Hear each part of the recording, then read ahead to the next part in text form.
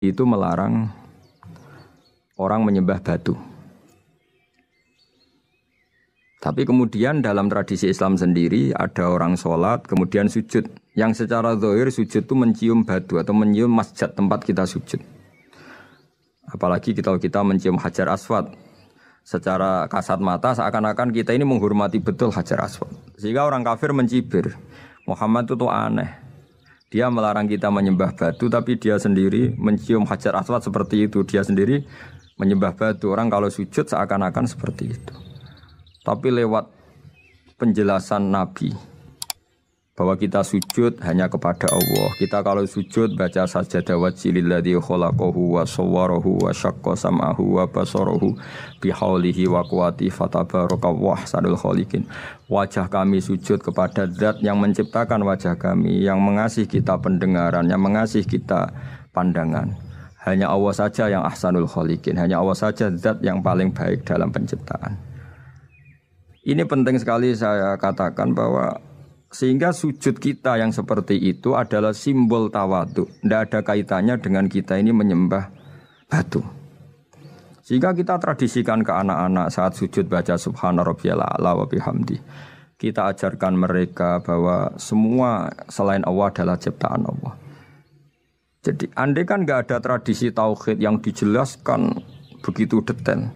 Saat kita haji bilang labbaik Allahumma labbaik, labbaik la syarika lak labbaik, innal hamda wan ni'mata lak wal mulka la syarika lak. Ya, setiap kita haji mengitari Hajar Aswad kita bilang nikmat semua dari Allah. Enggak ada syarik bagi Allah, enggak ada mitra bagi Allah, enggak ada sekutu bagi Allah. Sehingga karena ini kita maklumatkan, kita kumandangkan. Meskipun umat Islam itu mencium Ka'bah, mencium Hajar Aswad, enggak akan disalahfahami ini bentuk penuhanan kepada Hajar Aswad atau kepada Ka'bah. Karena kita ungkapkan innal hamda wan ni'mata laka wal mulka la syarika lak. Enggak ada syirik, enggak ada mitra bagi Allah. Sehingga dari sekian talbiyahnya Rasulullah kita tahu ini bentuk pemaklumatan tauhid. Bahwa tauhid harus dikumandangkan. Lewat kalimat-kalimat thayyibah, lewat pemikiran-pemikiran logika hujjah bahwa Tuhan pasti satu dan yang jadi Tuhan hanya Allah Subhanahu wa taala. Karena andekan ini tidak dikumandangkan, kemudian ada ritual yang secara lahir kasat mata nyium Hajar Aswad, nanti seperti tuduhannya orang kafir bahwa Islam itu aneh melarang menyembah batu, tapi nyatanya ada ritual mencium batu. Tapi sebab itu tidak menjadi aneh ketika Imam Bukhari termasuk rawi besar, termasuk hadis sahih yang meriwayatkan Sayyidina Umar atau Umar radhiyallahu anhu itu setiap mencium Hajar Aswad beliau berkomentar, saya tahu betul kamu hanya batu, la tadurru wa la tanfa, tidak memberi madarat, tidak memberi manfaat. Kalau saja saya tidak melihat Rasulullah mencium kamu, maka saya tidak mau mencium kamu. Dulu di era itu ada momentumnya. Kenapa sih Umar radhiyallahu anhu atau sahabat Umar susah-susah memberi penjelasan seperti itu? Karena dulu masih ada salah paham bahwa mencium batu itu identik dengan misalnya menuhankan batu atau mendewa-dewakan batu. Sehingga Umar berutuh memberi penjelasan. Sayyidina Umar memberi begitu penjelasan detail bahwa kamu hanya batu yang tidak mandoroti, tidak manfaati. Tapi secara tradisi sunnah Rasul kamu dicium, ya saya ikut mencium. Ini penting sekali penjelasan-penjelasan seperti ini, maklumat-maklumat seperti labbaik Allahumma labbaik, sehingga semua ritual Muslim tidak disangka atau tidak disalahpahami sebagai pemuja materi. Lagi-lagi penjelasan yang detail ini disebut al-bayyinah, Rasulun minallah yatslu suhufam mutahharah. Kemudian ayat berikutnya disebut fiha kutubun qayyimah, bahwa dalam kitab suci Al-Quran itu banyak aturan-aturan atau catatan-catatan yang begitu lurus, begitu benar. Agama ini sanad, agama ini seorang lagi napa? Sanad. Sakjane cara tauhid ya keberatan, aku ana istilah Baitullah ya keberatan. Wong Baitullah maknane omahe Allah sing takok. Allah manggon wirdi ning Ka'bah. Jadi kita harus ngikuti ulama. Dikatakan Baitullah itu nama penghormatan. Sesuatu itu mulia, maka disebut Baitullah. Bukan berarti Allah nempat di situ. Mergo Allah ndak butuh napa? Tempat. Jadi itu kan jelimet, Mang. Lagi-lagi yang tahu itu ulama. Masjid ya dikatakan Baitullah. Lah nek misale iki masjidnya pangeran, malah nambah manani lucu. masjidnya pangeran. Jadi iki tempat sujudnya pangeran. Nah, kacau kan? Tapi berhubung wong ra paham alhamdulillah demun iki masjidnya pangeran. Jajal makna nih bahasa Arab. Iki masjidnya pangeran, makna nih terjemah. Iki tempat kacau. Baru kayak bodoh ora roh nek iku kacau. Jadi kacau. Ya mulane anut ulama. Jadi darani Baitullah apa dikatakan daleme Allah maknane apa idhofatut tasyrif. Napa idhofatut tasyrif maknane omah sing mulia sampai diistilahno daleme Allah. Kalau dalam ngaji-ngaji ulama itu agama ini dari awal unik. Allah melarang sujud kepada batu. Tapi kita sholat itu madhep Ka'bah. Kemudian juga ada batu. Makanya kita harus menanamkan bahwa semua sujud itu lillahi ta'ala. Dan soal ada arah, ya penting arah. Nggak mau arah madhep segoro kidul, repot. Jadi arah itu mau dipakai kesepakatan untuk menunjukkan kalau kita muslim, arahnya sujud itu ke Ka'bah. Tapi tetap sujud kita hanya lillahi ta'alanya karena yang Nabi nanti takut orang Yahudi Muhammad nak langit bumi itu sok ben hancur pas kiamat. Terus manusa sing mati mulai Adam sementara ditakok endi. Jadi nak takok ngono mirip so. Mirip Yahudi. Nak mirip Sugair apa? Nak mirip ngamure. Jadi agama ini selalu disoal pakai akal. Jadi agama tanpa akal ya ora iso berdiri, tapi kalau terlalu bawa akal itu ya repot. Ya makanya tadi itu pentingnya riwayat. Seorang lagi pentingnya apa? Riwayat. Makanya coro Imam Malik itu enggak suka sama agama di logika itu enggak suka. Karena nanti orang yang punya logika terus merasa lebih punya otoritas terhadap apa? Agama.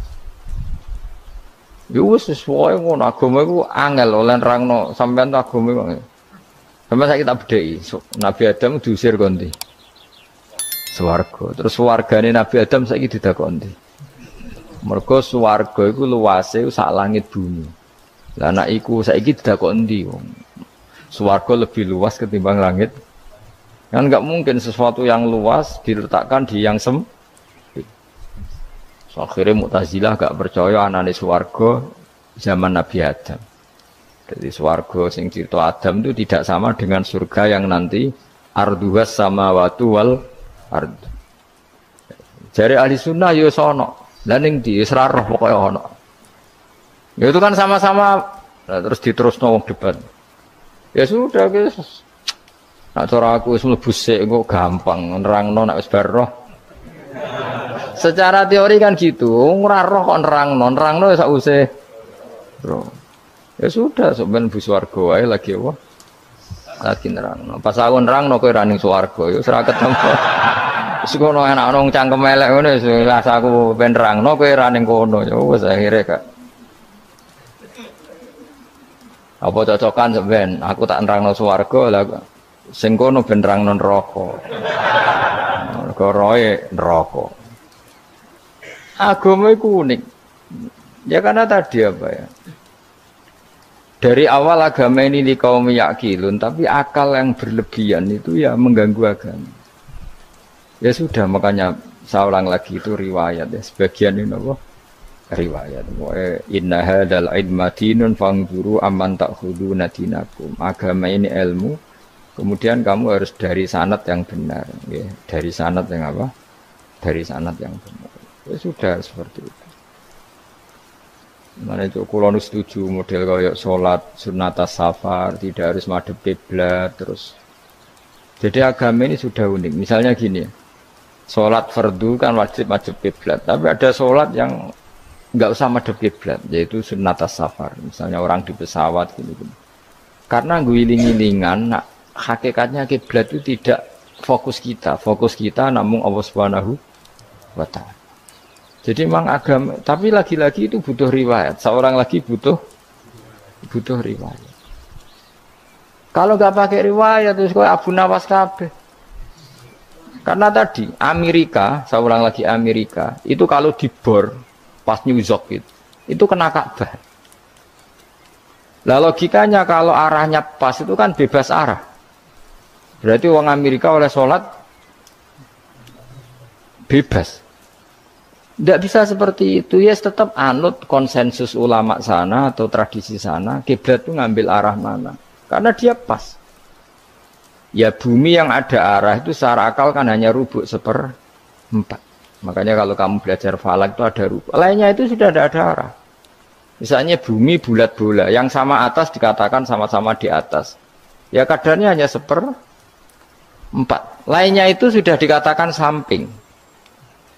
Makanya seperti Denmark, itu ada daerah yang siang itu sampai 3 bulan, entah berapa siklus sekian puluh tahun. Ada yang lebih lama siangnya, sampai 18 jam. Kalau daerah di Eropa kadang puasa itu sampai 18 jam. Ada yang selalu nggak kena matahari, kayak kutub utara, kutub selatan. Nah makanya kalau misalnya sholat itu ngikuti apa? Kalau ngikuti matahari, orang kutub sholatnya hanya maghrib, isya, subuh. Gak wajib poso, nggak tahu ono berino misalnya. Ya tidak bisa seperti itu. Jadi kalau nuruti logika kan terus berdebat terus. Tapi kalau nuruti rasa sebagai hamba, orang kutub butuh sujud sama Allah, orang kutub butuh loyal sama Allah dengan memperlakukan puasa. Ya sudah, akhirnya kita harus puasa. Nah, lalu kalau ukurannya matahari, mereka tidak punya matahari. Memangnya puasa itu penyebabnya wujudnya matahari, apa penyebabnya loyalitas sama Allah Subhanahu wa taala?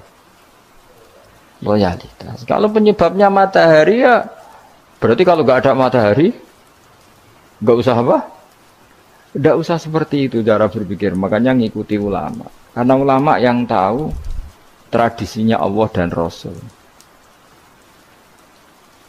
Ya seorang lagi ulama yang tahu tradisinya Allah dan Rasul. Meskipun ya kadang saya enak dewe ulama ini. Mergo ya kadang ya mau kalau bolak-balik ngomong gak diterang nombek cangkem elek ora paham-paham. Makanya masyhur itu ada kiai di debat sama orang rodok PKI. Pak Kiai, kalau setan dari api masuk api kan biasa. Terus susahnya apa? Mau materinya dari api itu. Kiai itu mek lemah, swawurna raine. Loro cung, nggih sakit. Jare wong kok lemah, kena lemah kok loro. Karena serak kena diterang no.